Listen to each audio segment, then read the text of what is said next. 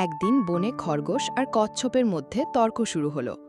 খরগোশ, তুই আমাকে দৌড়ে হারাতে পারবি? কচ্ছপ, বেগে নয়, ধৈর্য আর চেষ্টা দিয়েই জেতা যায়।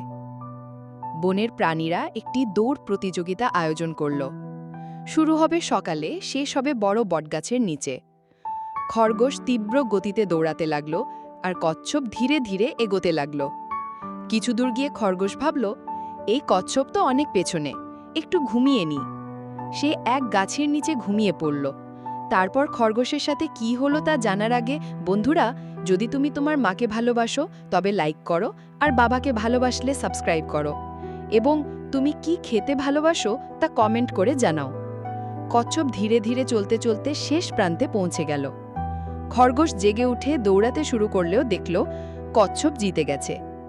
আমরা এই গল্প থেকে শিখতে পারি, ধৈর্য আর চেষ্টা থাকলে ধীর গতিতেও জেতা যায়, অহংকার করলে হারা যায়।